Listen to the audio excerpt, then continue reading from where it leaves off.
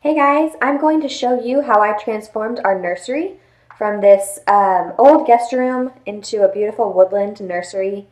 This was the before, of course. We had already collected the cribs, some of the furniture. We had these two beautiful dressers that were gifted to us, but the room itself, totally blank, ready for me to do some work on it, and I'm going to show you exactly how we did that. So this is how the murals came in the mail. Both of them are in this package. They are rolled up really tight. They are printed in strips, and you apply the strips and overlap them. They come with a 2-inch overlap. I worked with a guy on Etsy to have these made. They were custom printed and custom fit to the walls that I needed them. Each of these rolls, like I said, is for each mural, so all I had to do was remove them from the tubes, which took a while. I mean, they wrapped these good. I got them out, started prepping the room, moving some stuff around, and wanted to figure out how to get this to work.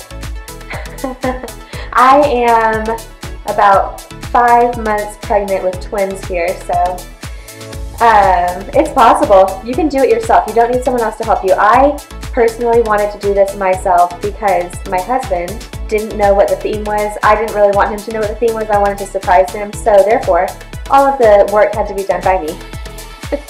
So the first wall, I'll say, I had a little bit of a learning curve.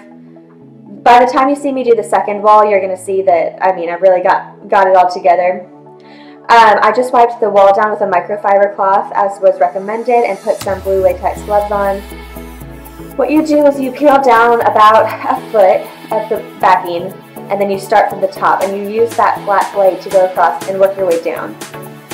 I hit a air vent here, so I started cutting it as I went down so that the right side could lay flat, and then I just peeled it off right there.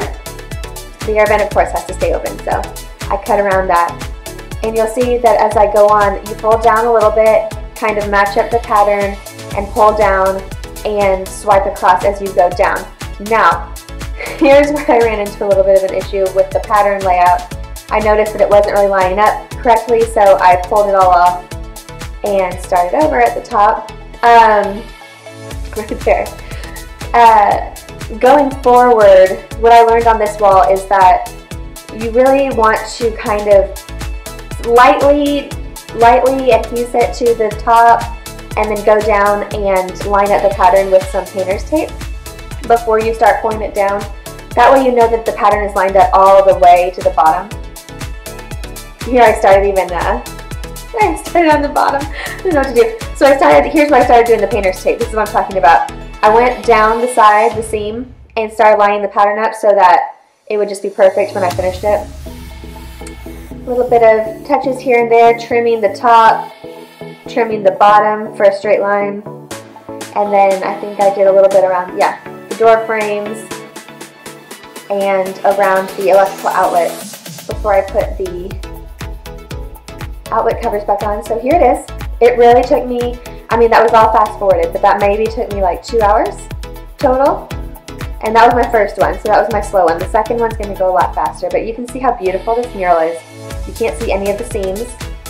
The overlap is really good. Any texture that you see in the background in that solid part is simply because my walls are textured. I could have taken the extra step to level the walls, which is what a professional installer might have done, but to me it didn't matter that much.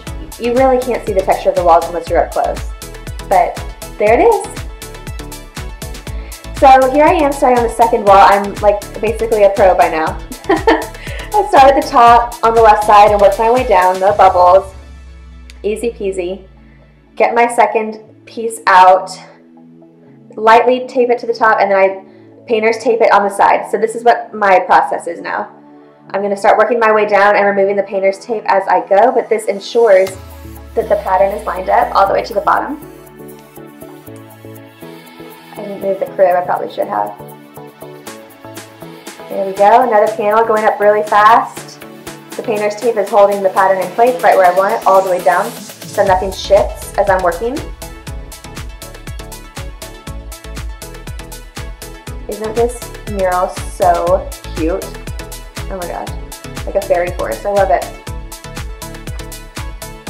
Look at that, look how fast I was that time. I'm going across the bottom, removing the excess, going across the top, removing the excess. Get that nice clean line up there.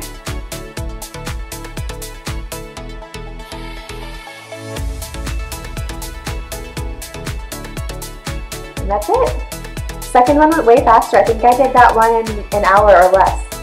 Once you get the hang of it, it's a lot easier. This one, as you can see, maybe on the first mural you might have been able to see a little bit of a seam or a little bit of a mismatch in pattern somewhere. This one, there's no way. I used that painter's tape all the way across and the pattern is perfect. So it's seamless, it's perfectly fit to my wall, and I love it. So there you go, guys. I'll be doing a full nursery reveal after this. If you want to see what the rest of the room ended up looking like, then like and subscribe to our page so that you get notified when it comes out. Thanks, guys!